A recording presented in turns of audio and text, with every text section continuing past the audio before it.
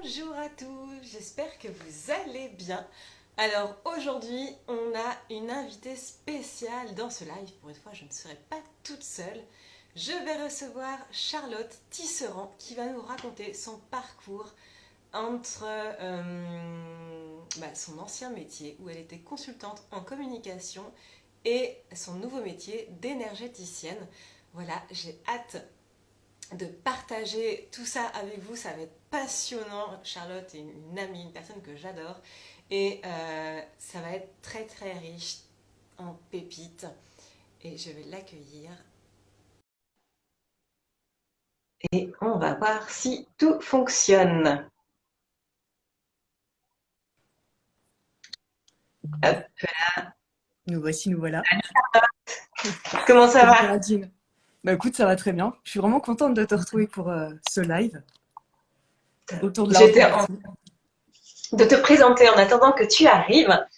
Bien sûr. Oups, alors attendez, j'ai ma caméra là qui bug un petit peu. Voilà. Bon, je suis vraiment ravie que tu sois là aujourd'hui. J'ai hâte, ça va être passionnant. Des transitions Ah, professionnelles,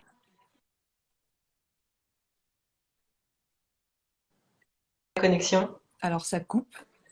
hein, les joies du direct. Est-ce que c'est Et mieux jusque-là, pour les j'ai à personnes? peu près compris. Ouais, pour les personnes, il y a des personnes qui se connectent aussi. Dites-nous si ça va. Et ben, je propose qu'on démarre et que Charlotte, tu nous expliques un petit peu qui tu es. Puis après, je me présenterai à mon tour pour les personnes qui viennent de ton compte qui ne me connaissent pas. Oui, très bien. Mais bonjour à tout le monde déjà.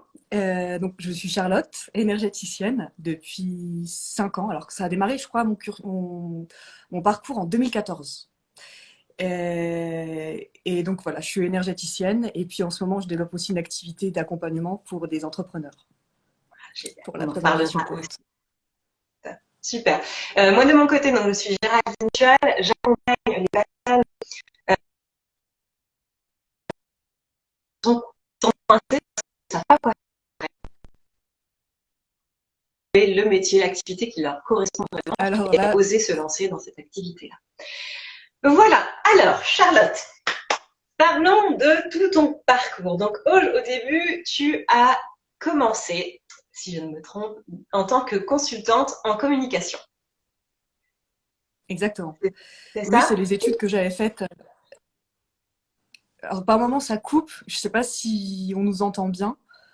Mais bon, j'ai compris ta question.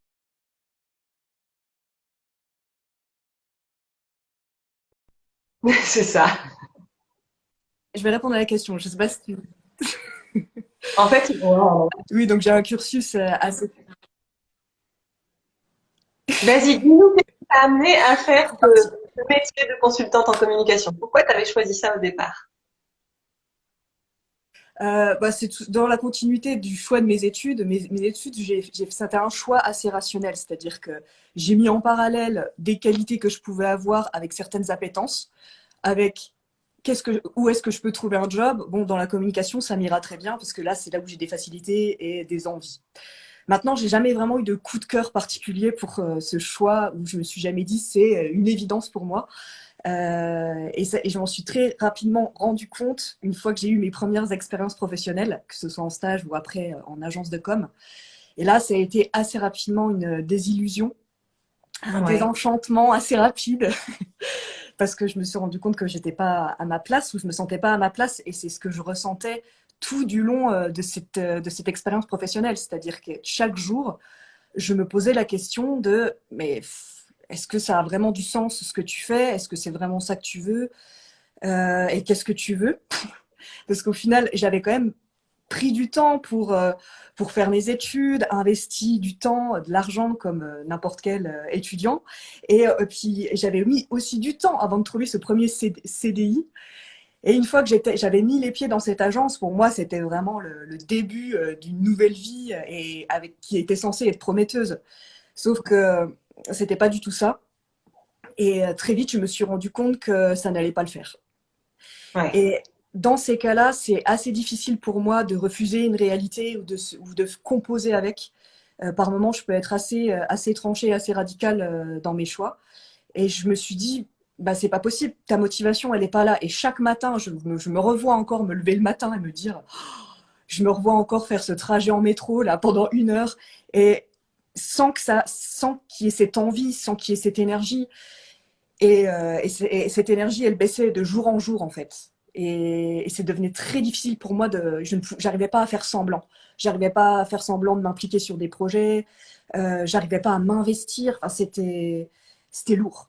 C'était lourd. Et tu es resté combien de temps dans ce poste-là? Ah, bah, c'était très rapide. C'était 6 mois. Ouais, Six bon. mois. Alors, les 3 premiers mois, je résistais. C'est-à-dire que Ouais. j'étais contente. Je dis non, Charlotte, tu as eu ton CDI, tu vas le garder. Tu as mis du temps avant de l'avoir. En plus, c'est un poste pour lequel tu as vraiment bataillé parce qu'on était vraiment en concurrence, quoi. Donc, je disais non, non, non, ça va aller mieux. Ça. J'essayais de négocier avec moi-même. Et après, les trois mois suivants, je me suis dit, allez, lâche l'affaire. Ça, tu peux pas aller à l'encontre de ce que tu penses vrai pour toi et de ce qui est juste.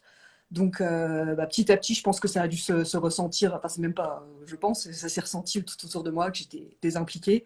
Et ça a mis un terme au contrat. Et là, ça a été la délivrance pour moi. Vraiment. Ça a Ah. été une sorte de délivrance. Je me suis dit, ah, je sais pas ce qui m'attend, mais, mais juste, je suis contente de me retrouver cet espace de liberté. D'accord. Donc, tu as quitté ton travail sans savoir ce que tu allais faire après. Alors, Ou pas tu du avais tout. déjà une idée des envies de... Disons que j'avais quelques éléments. C'est juste qu'au moment où ça s'est produit, j'avais pas une clarté très précise sur le projet qui m'attendait, puisque dans l'idée, je venais quelque part de terminer mes études, parce que l'année d'avant, je venais d'avoir mon diplôme. Donc, moi, dans ma logique, c'était Charlotte, laisse-toi le temps de te ressaisir, d'aller mieux, et puis une fois que tu iras mieux, tu vas rechercher un emploi. Mais au fond de moi, j'y croyais pas. En fait, il y avait une part de moi qui se disait, sois honnête, t'as aucune motivation à aller retrouver un job dans la communication. Et c'est à partir de ce moment-là où je me suis laissé l'opportunité d'aller regarder qu'est-ce qui avait été toujours constant chez moi et qu'est-ce qui vraiment m'animait.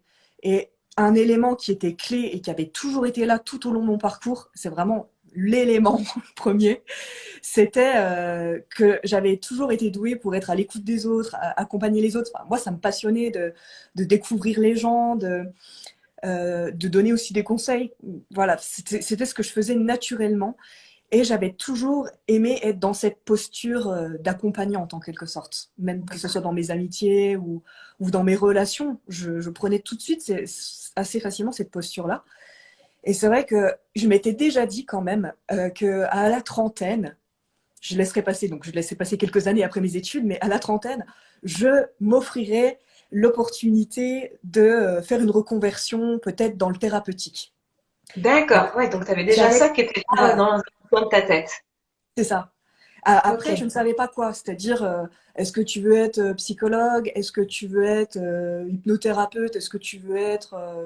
Enfin, voilà, il y a tellement d'options différentes dans le champ thérapeutique qu'après, c'était une question de savoir qu'est-ce qui était aligné, enfin, qu'est-ce qui permettait pour moi de réunir ce qui me parlait vraiment, en fait, ce qui Hmm. m'appelait, quoi. Il y avait D'accord. un autre élément aussi qui était important, c'est que je savais que je voulais utiliser mes mains. Alors, je ne savais pas d'où ça venait, hein. C'est-à-dire que c'était presque une forme d'intuition où je me disais, bah, mes mains, j'avais envie, j'aimais beaucoup masser, ça je m'en souviens, et je me disais, Faut venir si à j'ai la ma... maison encore. Et donc, j'avais envie, mais pour moi, le massage, il n'était pas quelque chose qui correspondait à ce que je voulais. Enfin, je savais. Et Hmm. c'est vraiment dans cette phase de temps libre, enfin quand je dirais de temps libre, de chômage, où j'ai ouvert des portes. J'ai ouvert des portes où là, je me suis recentrée sur moi en me disant, mais qu'est-ce qui t'intéresse? Je laissais ma curiosité vagabonder. Alors, bien Ouais. sûr, dans le cadre des expériences professionnelles, c'est-à-dire, j'allais pas à droite et à gauche, mais c'était vraiment dans qu'est-ce que je pourrais faire. Et je me laissais appeler par certaines lectures, je faisais des recherches, et petit à petit, ça venait s'affiner sur quel type de formation je pouvais engager pour démarrer une nouvelle voie professionnelle. D'accord. Et qu'est-ce qui a fait qu'un jour tu t'es dit, ouais, énergéticienne, c'est ça que j'ai envie de faire? Est-ce que c'est un déclic ou est-ce que ça s'est fait progressivement, justement, au fur et à mesure de tes explorations, de cette recherche un petit peu de ce que tu avais envie de faire? Oui, alors énergéticienne, ça me fait sourire parce que je me dis que c'était même pas un mot que je connaissais à la sortie de mon job, quoi. De la même manière que j'avais jamais réellement eu d'expérience dans les soins énergétiques, même si je connaissais un petit peu le sujet. Attends, redis-moi ta question. Comment je Je te suis venue demandais Ouais, à si quel ça moment avait... t'as réalisé. Ouais, c'est bon, t'as compris la question du Oui, coup? ça y est, ça vient de me revenir. Est-ce que ça avait été un déclic? Non, vraiment, moi, je pense que ça a été plutôt un cheminement. J'ai eu des déclics assez importants, mais j'ai pas eu le déclic qui m'a dit tu vas devenir énergéticienne. C'est plutôt une entrée en matière progressive. C'est-à-dire, j'ai commencé par une première formation dans l'énergétique, donc c'était le Reiki. Et là, déjà, il y a eu une première révélation qui s'est faite à ce moment-là, c'est que je me suis dit, ah, enfin, à un moment dans ma vie, je me sens à ma place. Et ça a été une vraie évidence, comme il en arrive peu, enfin, comme il m'en est peu arrivé dans ma vie. Donc, il y a eu ça déjà. Et petit à petit, je me suis, comment dire, je me suis autorisée, c'est vraiment l'expression, je me suis autorisée à penser que je pouvais avoir un projet dans ce domaine et que je pouvais devenir praticienne. Mais ça a mis le temps, en fait. Ça a mis le temps de l'expérience, c'est-à-dire de pouvoir pratiquer, de pouvoir continuer de m'informer ou de recevoir des enseignements. Ça a permis de prendre forme à ce projet, enfin, ça a permis au projet de prendre forme. Et au bout, je dirais, c'est peut-être au bout de 6 mois, enfin peut-être 6, 8 mois, où je me suis dit, j'ai vraiment, enfin c'est mon projet professionnel et c'est comme ça que j'ai envie de me définir. D'accord. Ok. Et j'ai envie de revenir sur un truc que tu as dit tout à l'heure. Tout à l'heure, tu as dit, euh, je m'étais dit, voilà, qu'un jour, à 30 ans, je me laisserais cette opportunité d'aller dans le domaine thérapeutique. Ça, c'est quelque chose que tu t'étais dit dès le départ, des petites, enfin, dans l'adolescence ou quand tu étais dans des études, ou qui est venu après avoir déjà commencé ton expérience dans la communication? C'est arrivé, je pense, dans mes premières expériences professionnelles, parce que je sentais au fond de moi que j'étais pas convaincue par mon choix. Comme je disais tout à l'heure, c'était un choix rationnel. Et si je peux faire le parallèle, c'est un peu comme d'être en couple avec quelqu'un dont on n'est pas amoureux, mais on se dit ah mais quand même il est gentil, il est beau, il est intelligent. Ouais, mais en fait t'es pas amoureuse quoi. Et ouais, c'était pareil avec mon job, c'est-à-dire que bah oui d'accord, c'est bien, c'est stimulant, c'est créatif, ouais super, mais ça correspond pas vraiment à qui je suis au fond de moi. Ouais.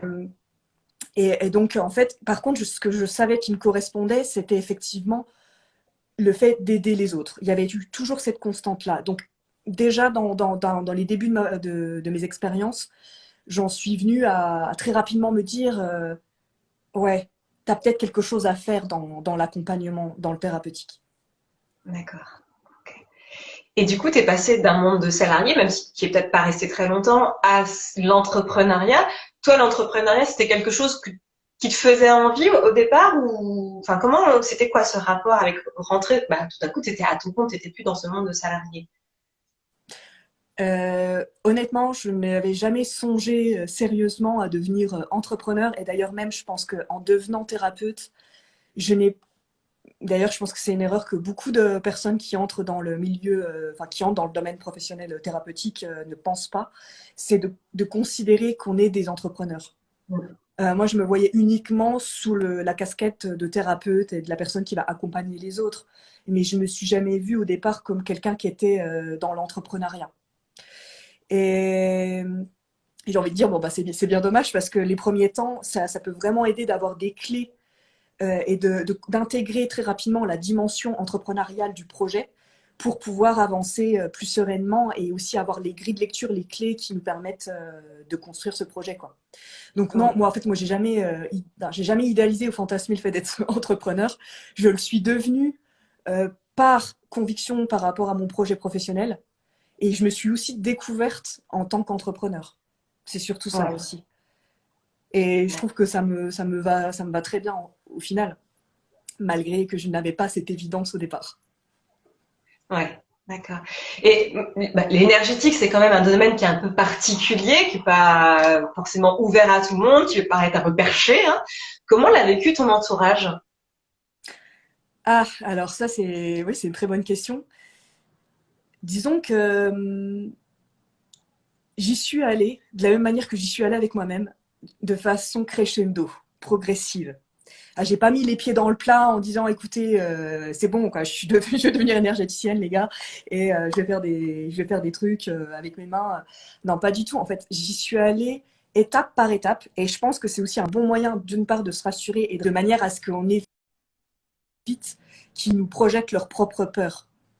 Donc moi, j'ai commencé par dire que je faisais une formation, j'expliquais l'objet de cette formation, la pratique en elle-même, en donnant des termes qui sont accessibles pour tout le monde et compréhensibles. Et petit à petit, j'ai amené le sujet.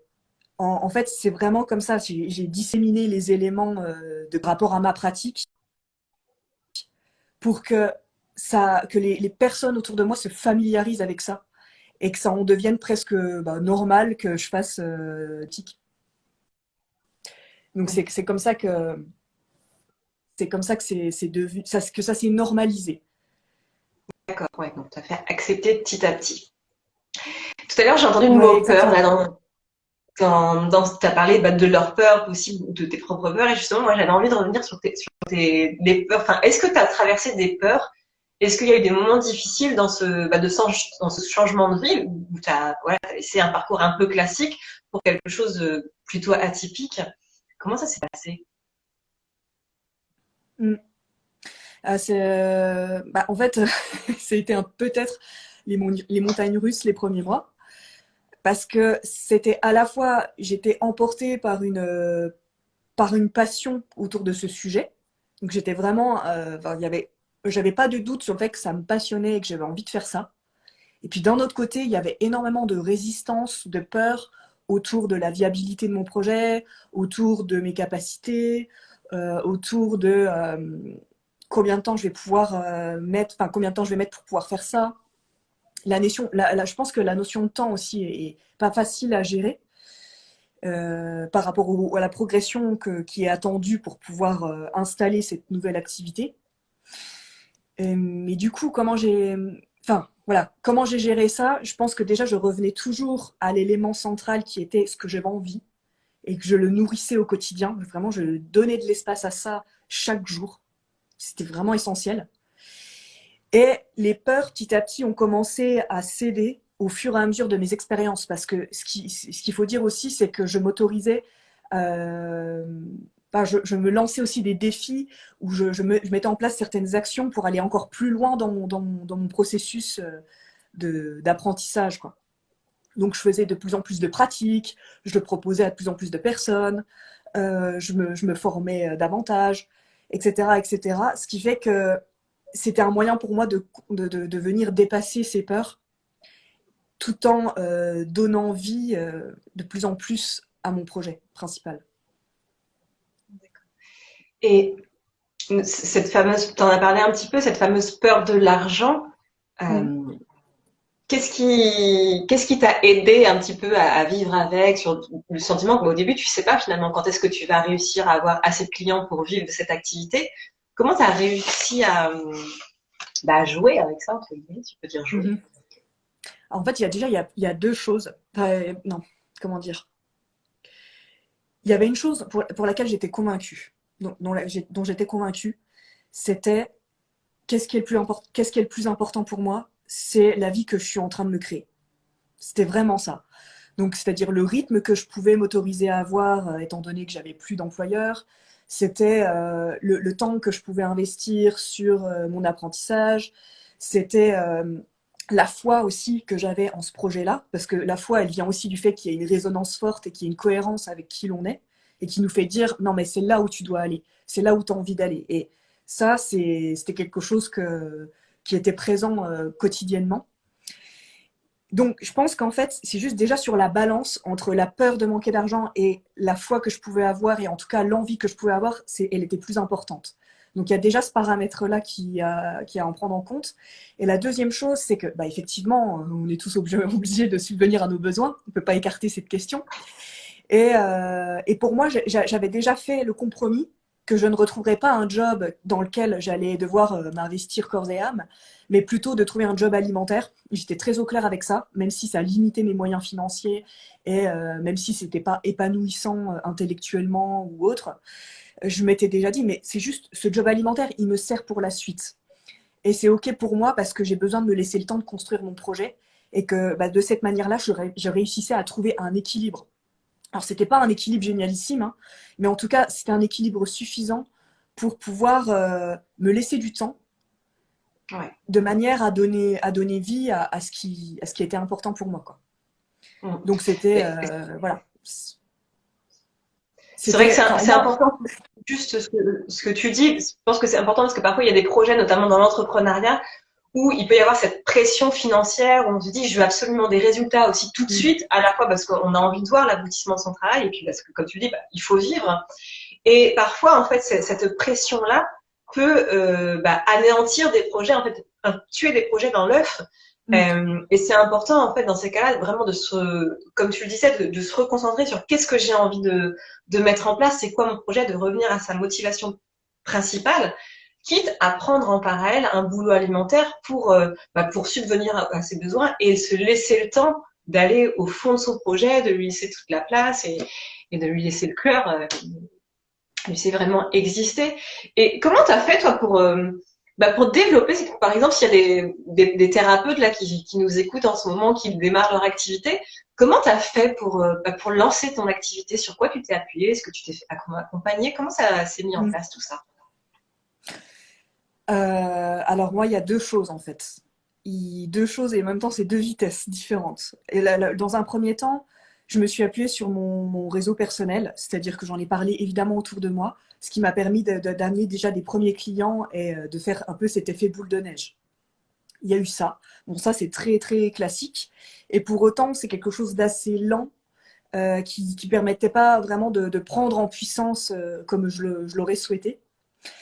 Et le deuxième temps, c'était vraiment, je pense, comme je vais en parler un petit peu tout à l'heure, d'intégrer le fait que, en tant que thérapeute, en tant que coach, dans ces métiers d'accompagnement, je pense que plus on intègre rapidement qu'on est des entrepreneurs, et mieux c'est, parce qu'on va reconsidérer les choses et la façon d'entreprendre, enfin la façon de mener notre projet.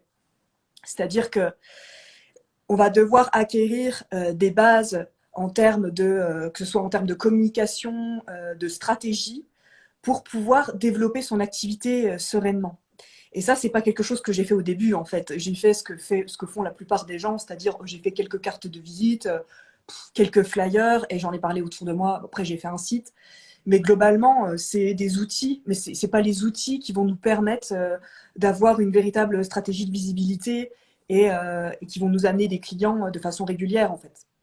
Donc pour que ce soit plus rapide et aussi pour que ça puisse correspondre à l'une de mes envies qui était de transmettre et de vulgariser ma pratique, ça a été d'ouvrir un blog sur lequel je pouvais à la fois partager mes expériences, à la fois certains conseils, certaines pratiques et autres, pour que, bah déjà mon idée première c'était vraiment de démocratiser davantage le sujet, de me faire connaître par cette voix. Et c'est vrai que ça a été pour moi comment dirais-je, un deuxième temps qui m'a permis aussi de prendre la puissance que je souhaitais et de faire rayonner mon activité d'une autre manière, c'est-à-dire pas non plus être limité géographiquement ou limité à mon réseau personnel, quoi.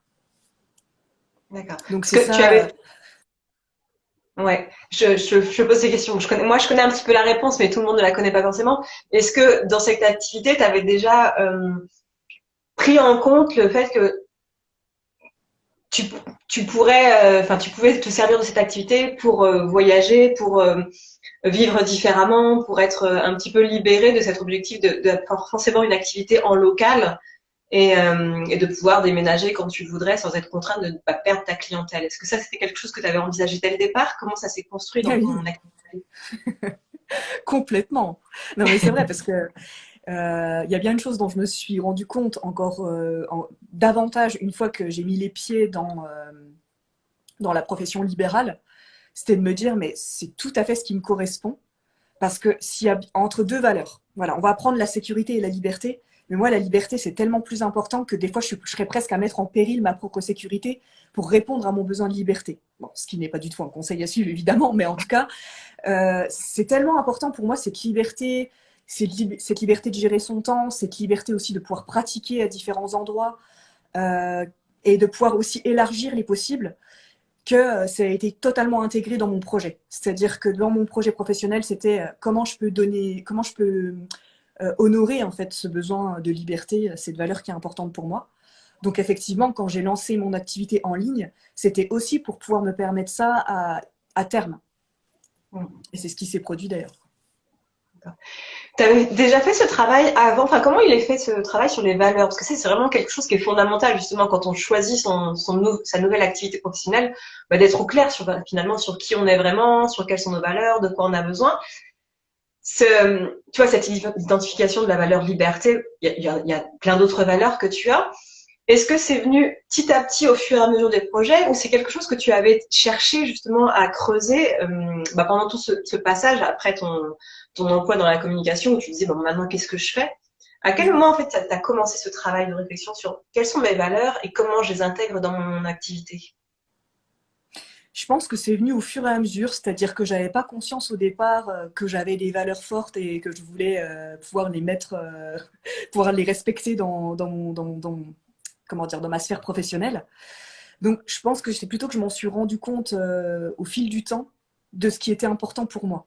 C'est-à-dire qu'il y avait déjà des choses donc, que je savais qui étaient importantes, mais celles-ci n'en faisaient pas encore partie à ce moment-là. Je pense que ce qui était sûr pour moi au début, c'était de faire un travail qui me semblait déjà éthique, qui me semblait vraiment utile. Il y avait quelque chose de cet ordre-là. Donc, cette notion aussi d'aide, euh, de transformation aussi de l'être humain, d'harmonie, ça, c'était des choses dont j'étais vraiment au clair. La liberté, c'est venu après. C'est venu Ouais, en me découvrant aussi dans ma vie professionnelle, quoi. d'accord. Ok. Alors justement, en parlant de découverte, je sais que tu as découvert que tu avais envie de passer à autre chose. Oula,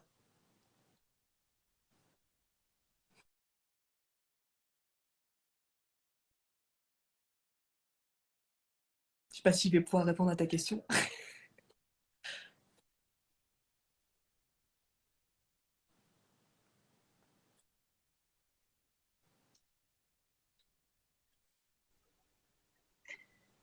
Est-ce que je suis revenue? Alors, ah oui, ça y est, là, je t'entends à peu près. Ça y est, je suis revenue. En fait, ma question, c'était de dire, bah, moi, je sais que tu es là en transition professionnelle, tu es en train de mettre en place une nouvelle activité, et j'avais envie qu'on parle de ça aussi aujourd'hui parce que bah, c'est une deuxième grande transition là dans ton parcours professionnel.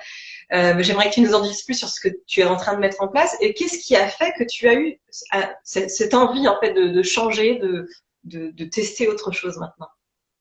Oui.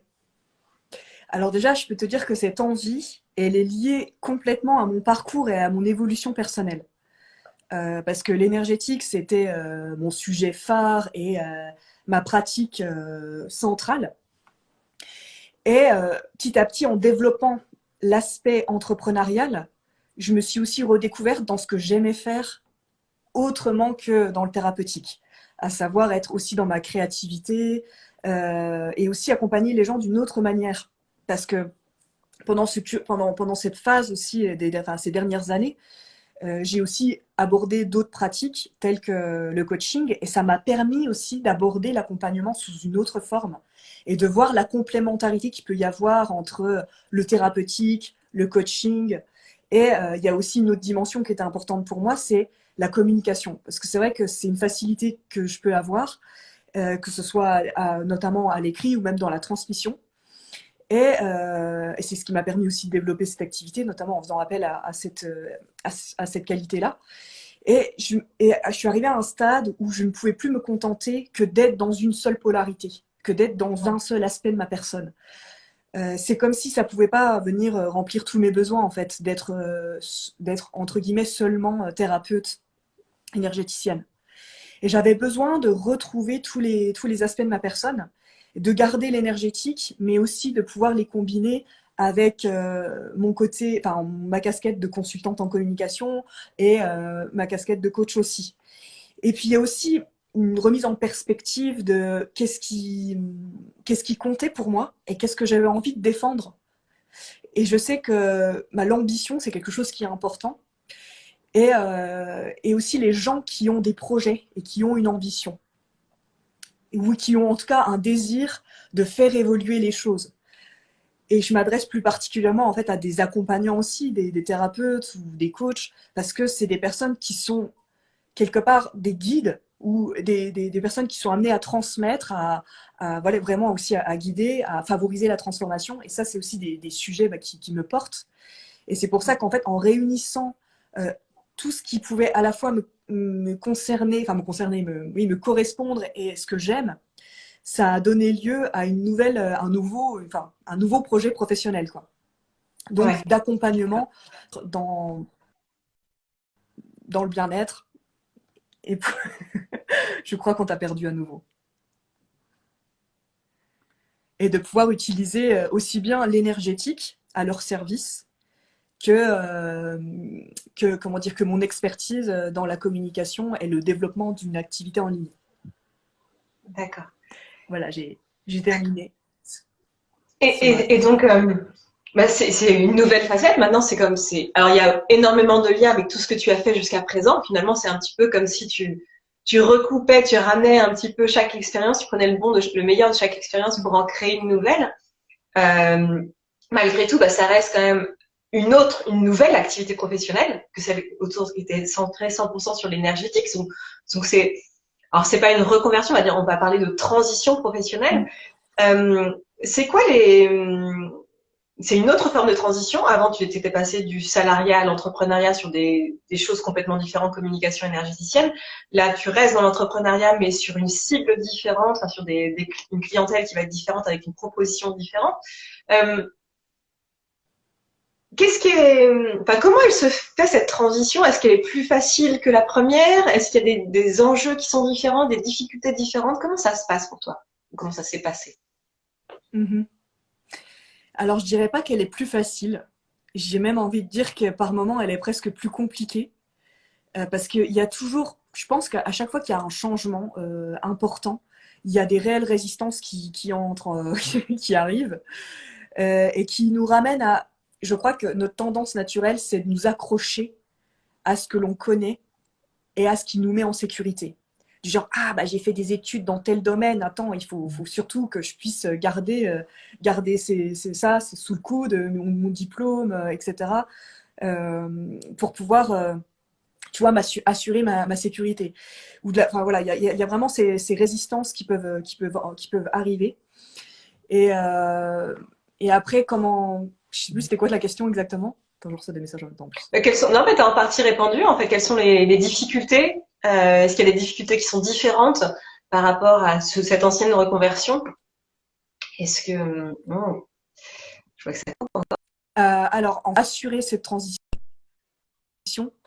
pour pouvoir vraiment assurer cette transition, il faut se sécuriser d'un côté et se laisser le champ libre pour d'autres choses, enfin pour pouvoir justement concrétiser ces nouvelles envies. Ouais. Et comme ça, enfin, je veux dire, quand on dans cet entre-deux qui parfois peut être quand même inconfortable, ça permet néanmoins de gérer cette transition avec des peurs qui peuvent être mieux gérées, Ouais. qui vont être mieux gérées. Mais le plus important, c'est quand même de pouvoir poser des actions quotidiennes qui vont dans le sens de ce que l'on veut mettre au monde. Parce qu'autrement, voilà, enfin, si on reste encore accroché, comme je le disais, à ce que l'on connaît, bah ça me permet pas à l'évolution de se passer. Enfin, ça me permet pas d'évoluer, quoi. Exactement, et c'est juste en fait. C'est vrai que presque parfois une des choses les plus difficiles finalement, c'est de lâcher prise et d'accepter de se programmer pour confort, dans une zone de connu, et Et dès qu'on va vers un nouveau métier, quelque chose qu'on n'a jamais fait, il y a toujours cette résistance. Et comme tu dis, la résistance de dire, ah bah ouais, j'ai fait tout ça pour rien. Enfin, d'avoir cette sensation d'avoir fait tout ça pour rien, ces études pour rien, ou avoir bossé pendant 15 ans dans un domaine, dire bah ouais, mais c'est con, j'aurais pu capitaliser, gagner encore plus, avoir plus de reconnaissance sociale. Et en fait, c'est vrai qu'à un moment donné, bah, il faut couper le cordon par rapport. Oui. Ouais, Romain, je vois, c'est ma connexion qui a lâché prise, je crois. Et vraiment de couper le cordon avec son expérience professionnelle, avec ses études, avec aussi les attentes de l'entourage pour, pour s'autoriser en fait à explorer de nouvelles aventures professionnelles. D'ailleurs, ce que tu me dis là, ça me fait penser à quelque chose. Justement, peut-être que ça va pouvoir aider certaines personnes. J'ai été dans cette période où, par exemple, quand j'ai voulu entrer dans la voie de l'énergétique, j'avais tendance à encore à me dire non mais il faut que tu rentabilises tes études, tu peux pas redémarrer sur une autre voie comme ça, c'est pas possible. Et j'ai envie de dire que tout ça enfin d'ailleurs c'est très rationnel comme réflexion, mais c'est des faux gains pour moi. C'est des faux gains, c'est-à-dire qu'on va croire qu'on va rentabiliser quelque chose, on va croire que ça sera mieux si on le fait dans quelques années, ou on va croire, mais en fait c'est complètement faux tout ça. C'est des fois même si c'est difficile, même si ça peut être parfois douloureux ou très très très très inconfortable, le choix de la vérité, il sera toujours plus gagnant pour moi que de devoir concilier avec des espèces de peurs ou de négociations, voilà, des négociations avec ce que l'on a déjà acquis, qui en soi, si c'est des choses que l'on a acquis mais auxquelles on ne croit pas ou qui ne sont pas bonnes pour nous, à quoi bon les garder, quoi, j'ai envie de dire. Mais souvent, ça nous ramène à notre sécurité, à notre instinct de survie, quoi. Et c'est vrai que c'est pour ça qu'il faut savoir aussi rassurer cet aspect de nous. C'est l'aspect, je lâche pas tout sans savoir de quoi l'avenir est fait, mais en tout cas de pouvoir s'autoriser encore une fois à passer à l'action et à oser vraiment ce qui nous appelle, quoi. Ouais. Et c'est vrai que c'est important en fait pas de lâcher prise, mais aussi d'accepter en fait que oui, on a fait un parcours. Mm. C'est peut-être pas celui qu'on avait envie, c'est peut-être pas les bonnes études. Enfin, on a choisi ces études, mais finalement, ça ne nous correspond plus. On a choisi un métier, mais qui ne nous correspond plus. Et d'accepter en fait qu'il n'y a pas de culpabilité à avoir, que c'est comme ça, et de chercher, enfin, de pas le vivre comme un échec, ou plutôt de chercher, ok, ça me va plus, mais pourquoi ça me va plus? De chercher vraiment comme une source d'apprentissage, de dire, ok, j'ai pris ces études-là déjà, ces études-là, est-ce que j'ai vraiment voulu les faire ou est-ce que c'est quelqu'un d'autre qui m'a amené là? Et qu'est-ce qui m'a plu là-dedans? Parce que tu vois, on en revient à ce que tu avais. Finalement, tu as arrêté la communication, mais tu reviens dessus. Mm. Donc, on ne sait pas quand on lâche quelque chose, si on lâche définitivement. Il y a toujours quelque chose qui reste et qu'on pourra toujours réexploiter derrière. Et ouais, exactement. Ouais, Donc, c'est ça. c'est important de se dire que on met jamais, même si on a l'impression de couper ce fameux cordon, il y a toujours des choses qu'on va réutiliser.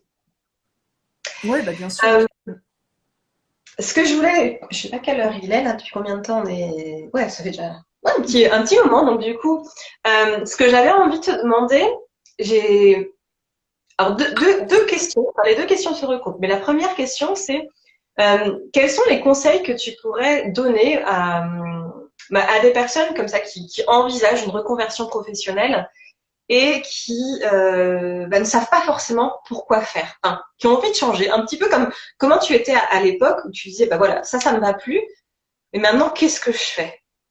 Ce serait quoi ton premier conseil par rapport à ça? Mm.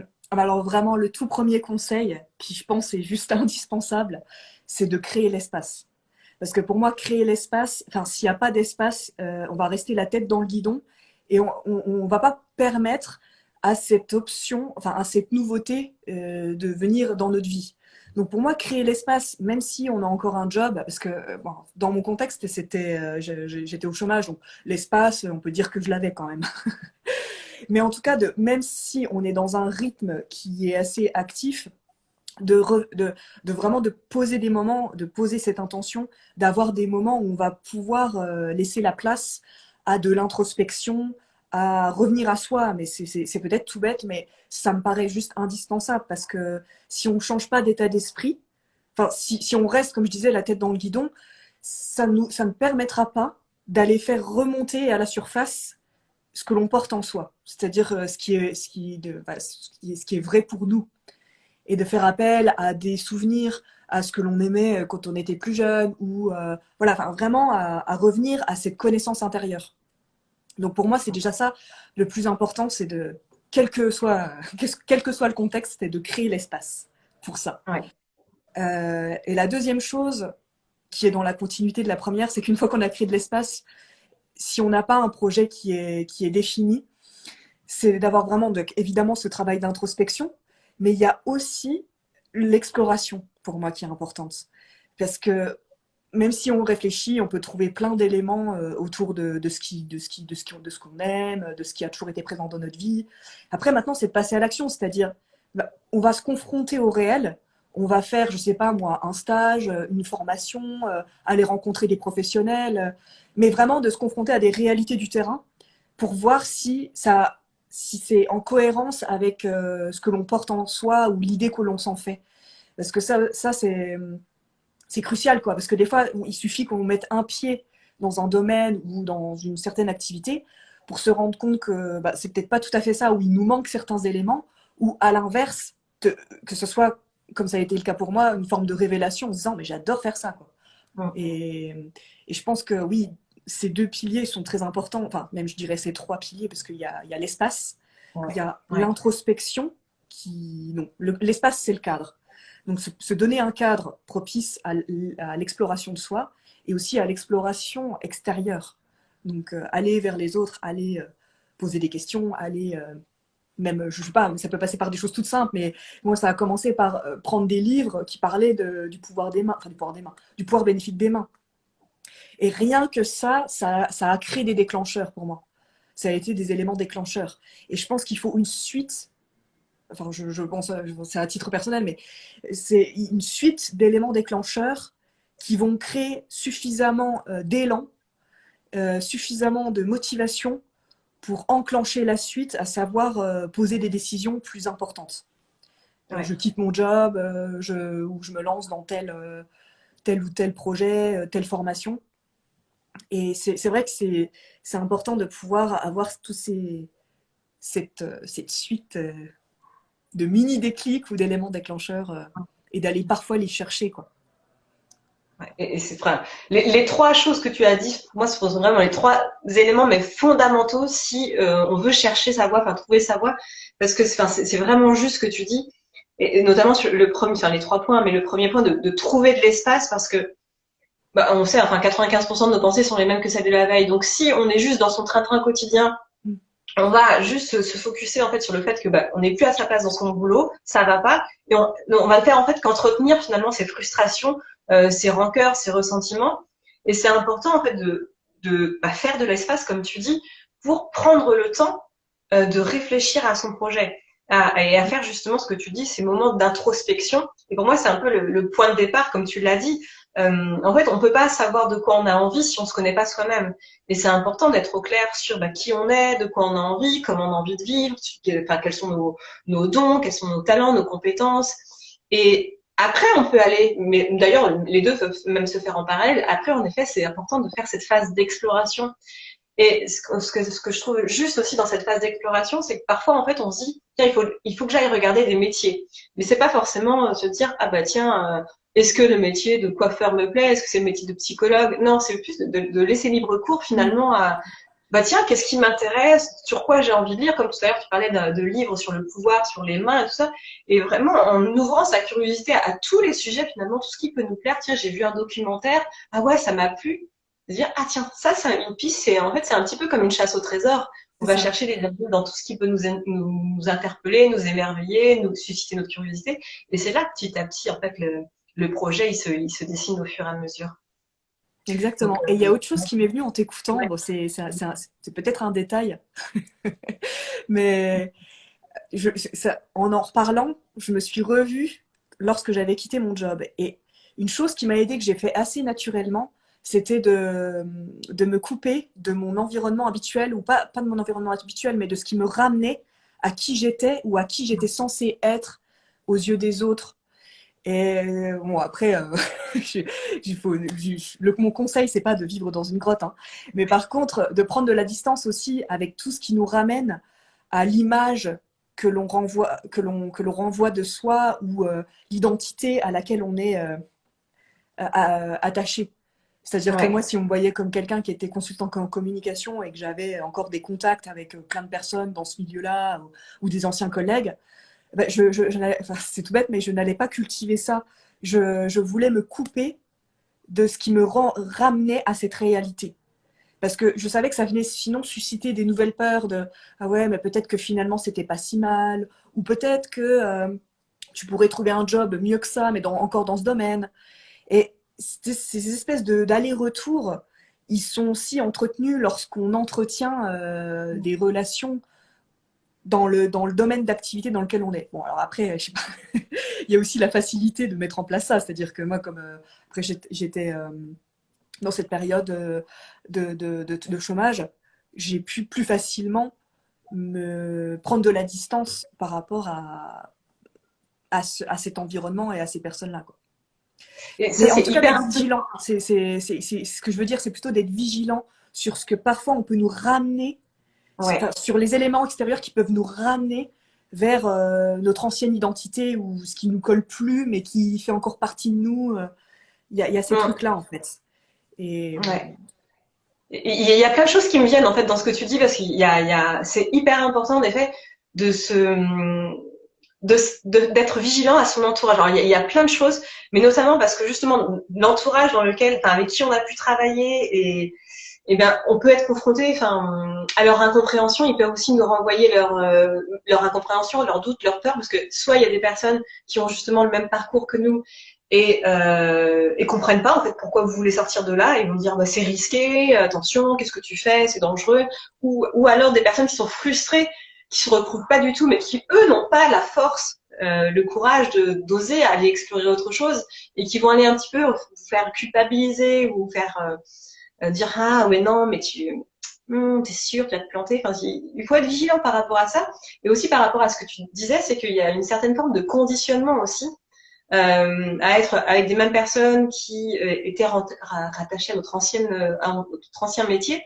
En fait, on reste dans des mêmes schémas de pensée, de fonctionnement, de ce qu'on attend de nous, et ça nous empêche finalement d'aller explorer autre chose et de exactement. sortir d'un conditionnement qu'on pouvait avoir ou peut-être il y a beaucoup, moi ce que je vois beaucoup, c'est un peu les modèles des bonnes élèves, tu sais, les bonnes élèves qui ont suivi un parcours classique et qui, avec ce côté un peu perfectionniste, qui font ce qu'on attend d'elles et qui vont pas aller forcément aller vers des voies plus originales parce que bah non, on n'attend pas ça d'elles. Donc je trouve que c'est un excellent conseil de couper un petit peu avec les proches, avec l'entourage, alors sans forcément rompre tout, mais de se permettre d'aller échanger avec de nouvelles personnes, de découvrir de nouveaux univers, des personnes qui ont des métiers complètement différents, même si c'est pas forcément des métiers qui nous plaisent, mais au moins pour aller voir des façons de penser différentes, des explorations différentes. Ça, c'est toujours très riche, je trouve, dans ce moment où on réfléchit justement à qu'est-ce qui pourrait être notre future activité professionnelle. Mm. Donc, merci. Ouais. C'est un conseil encore très, très précieux. Et autre conseil que j'aimerais te demander, puisqu'en plus, là, tu vas te spécialiser là-dedans, c'est des personnes qui envisageraient de se lancer dans dans une activité de thérapeute ou d'accompagnement. Euh, Qu'est-ce que tu leur conseilles? Ah, alors, bah, ça dépend exactement où elles en sont.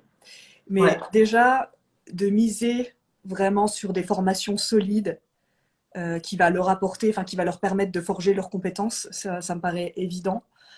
Et aussi, dès le début, je pense que ça c'est précieux, c'est d'acquérir une culture d'entrepreneur ou des Mm. réflexes et de savoir comment ça marche.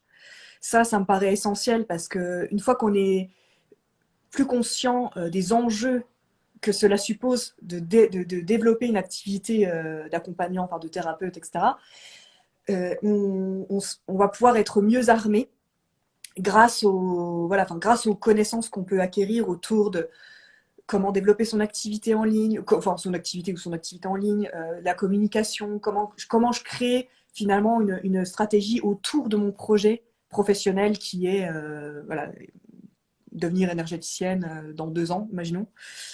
Là, voilà, pour moi, c'est important parce que moi, je l'ai fait qu'après, en fait. Et si on le fait dès le début, ça nous met pas dans la même dynamique et ça nous fait prendre conscience de quels sont véritablement les enjeux et de ce qu'il va falloir faire et mettre en œuvre comme action pour réussir et pour vraiment développer son activité. Donc ça, c'est vraiment, je pense que c'est le meilleur conseil que je puisse donner, quoi. C'est d'aller, comme je disais tout à l'heure, c'est pas qu'une question de faire un site internet ou des cartes de visite. C'est vraiment d'aller creuser la définition de son projet, de ce que l'on veut, de quel pan de son activité on veut développer.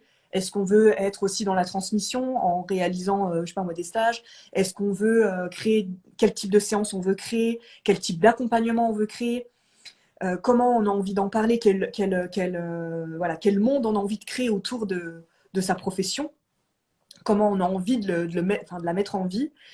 Et ça, c'est une réflexion qui, pour moi, est indispensable. Alors peut-être que c'est prématuré lorsqu'on commence à se former, mais qui doit venir assez rapidement dans le processus pour, voilà, pour pouvoir, en fait, l'idée, c'est vraiment de pouvoir poser des bases qui seront solides, de manière à rendre notre projet, comment dire, à rendre à la fois notre projet pérenne et à pouvoir en vivre confortablement, quoi.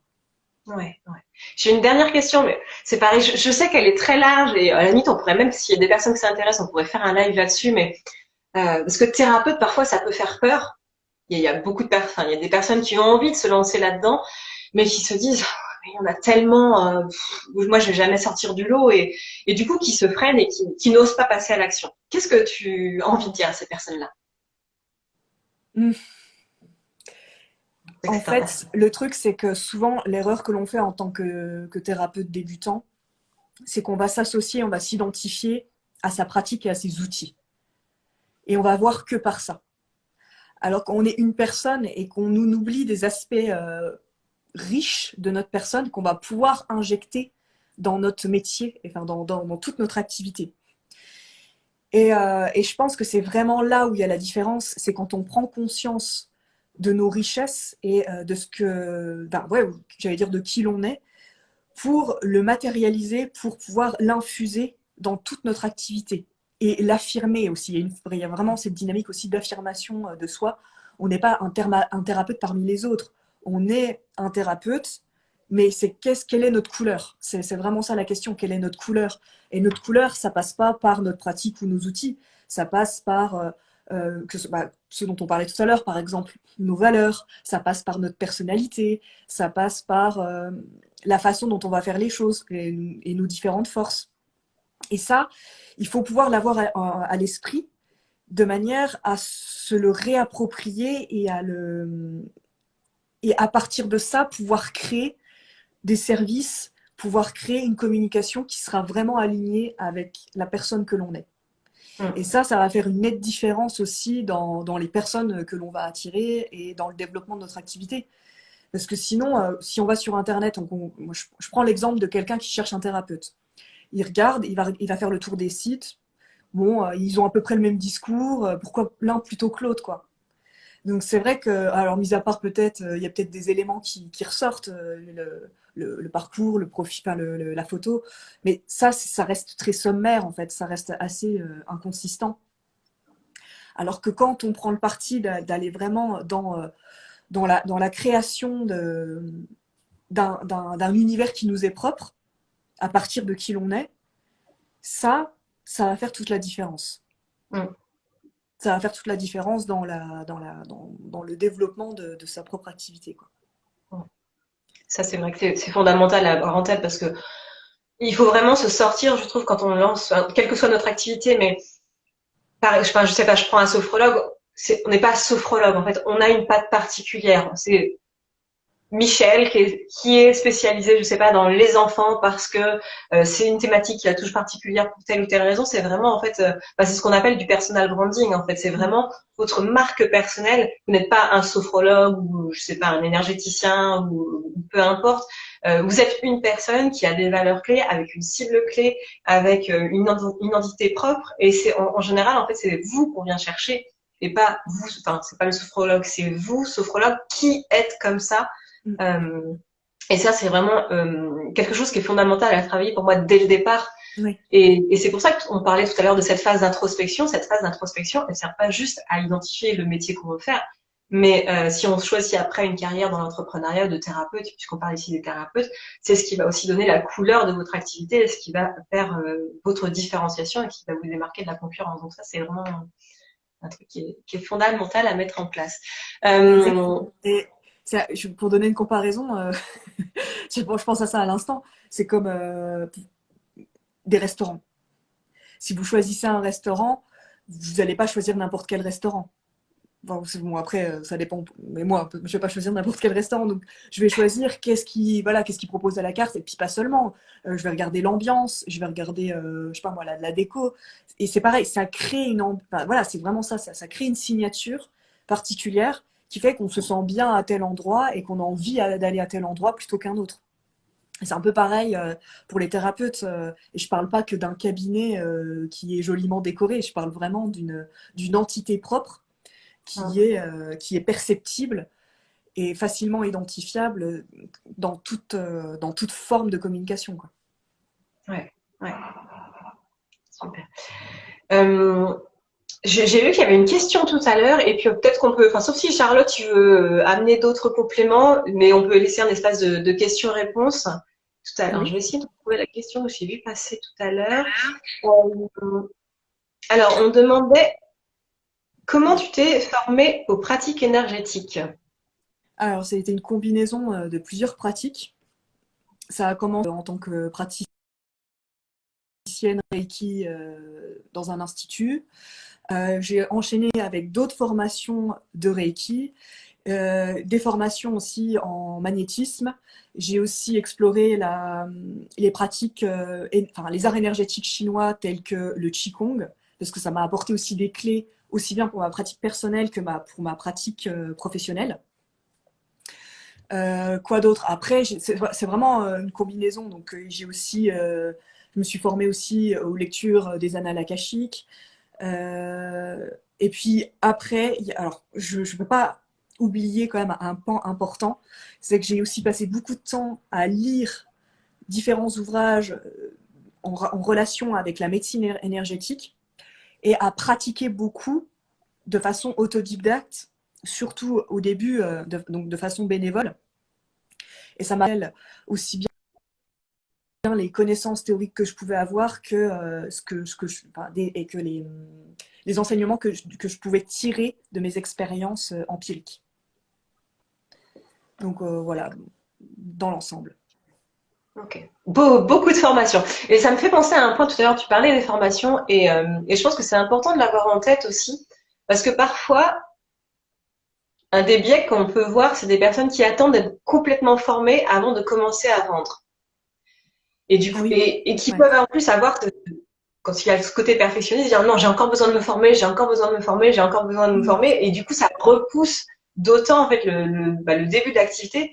Et je pense que c'est important en fait d'oser en fait commencer à proposer ces services, même si on n'a pas fini d'être complètement formé, parce qu'il y a toujours quelque chose à apporter. Alors bien sûr, on va pas les mêmes au Mm. même tarif que quand on est formé, quand ça fait 10 ans, 15 ans qu'on fait le métier, mais c'est important en fait de commencer très tôt à proposer ces services et de pas attendre la fin d'être certifié ou diplômé ou je ne sais quoi.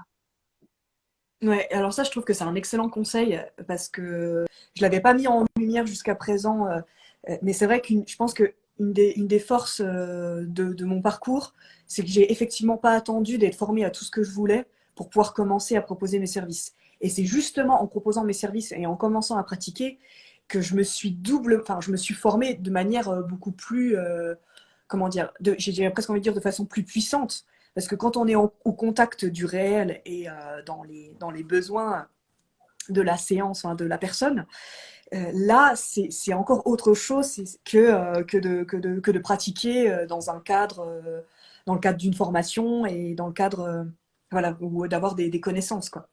Mm. C'est, c'est très formateur. Quoi. Après, il Ouais. faut être au clair sur son positionnement, c'est-à-dire est-ce que je le propose de façon bénévole, est-ce que je fais un petit tarif, etc. etc. Mais c'est vrai Mm. que je pense que une des nourritures les plus riches, c'est celle qui est extraite de nos expériences terrain, quoi. exactement. Ouais. Je vois, il y a Romain qui a une question qui demande si tu devais recommencer, changerais-tu quelque chose à ton parcours? Qu'est-ce que je changerais? Ouais, alors la chose que je changerais, c'est celle dont j'ai parlé tout à l'heure. Je, je prendrais plus en considération les enjeux d'un thérapeute qui veut développer son activité, à savoir intégrer tout de suite la nécessité d'avoir une vision plutôt plus stratégique. Mm. D'avoir cette conscience-là, en fait, de développer cette conscience. Développer cette conscience voilà, moi après je connaissais parce que j'avais fait des études en communication, mais je me serais par exemple formée au marketing, je me serais formée plus à la communication, etc. pour mener plus facilement à bien mon projet. Ouais. Ok, super. Est-ce qu'il y en a d'autres qui ont des questions? Et je pense que s'il n'y a pas de questions, on va S'il y en a peut-être une. clôturer. Je ne sais pas si... T'en as vu une? Non, j'en vois une. Comment choisir son statut juridique? Ah ouais, je les vois pas, moi. Après, je peux pas la. Voilà, c'est ça. Auto-entrepreneur ou autre. Le plus simple, c'est d'être en auto-entrepreneur. Moi, je Mm. pense. Après, là, je peux pas conseiller parce que je suis pas compétente pour ça. Mais dans mon cas personnel, ça a été d'ouvrir ma micro-entreprise, quoi. Ouais. En fait, tout dépend de l'activité de départ. Si c'est une activité de thérapeute, auto-entrepreneur peut être intéressant. Après, ce qu'il faut regarder, en fait, ce sont les frais. À partir du moment où vous avez beaucoup de frais, quand on est auto-entrepreneur, c'est pas déduit en fait du chiffre d'affaires. Donc c'est toujours ça qu'il faut regarder. Et dans ce cas-là, enfin, de toute façon, par rapport à un statut juridique, c'est toujours important de s'adresser à un comptable, un expert qui vous conseillera toujours sur la meilleure forme à suivre. C'est vrai que souvent on parle d'auto-entrepreneur parce que c'est assez facile de se mettre en tant Oui, qu'auto-entrepreneur. c'est facile. On n'a pas beaucoup d'investissements, si on n'a pas des capitaux importants à mettre à immobiliser, c'est la forme la plus simple à mettre en place sur les premières années. Exactement. Je pense que la plupart des personnes, c'est ça qu'elles choisissent, hein, Ouais. en tout cas autour de moi. Moi, je pense que c'est ce qu'on a fait toutes les deux au départ. Alors, est-ce qu'il y a d'autres questions? J'essaie de défiler. Moi, je vois pas d'autres questions. Tu en vois, toi, Charlotte?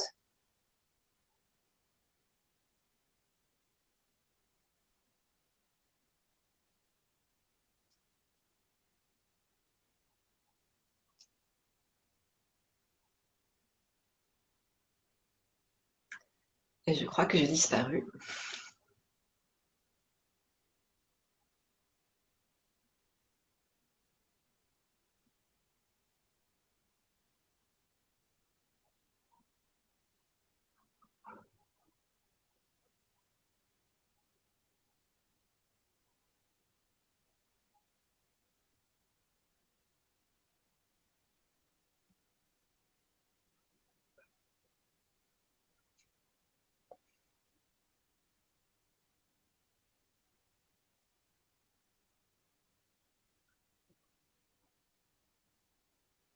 Bon, ben moi, je crois que j'ai perdu Charlotte. Je sais même pas si ça tourne encore, en fait, du coup.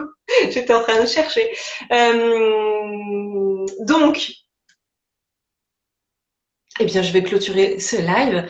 J'espère que ça vous a apporté énormément d'informations. Si vous voulez retrouver Charlotte, vous pouvez le retrouver sur son compte Charlotte Tisserand, coach. Et je vais taguer de toute façon en dessous du live. Et puis, ben moi, je vous dis à demain pour le prochain live.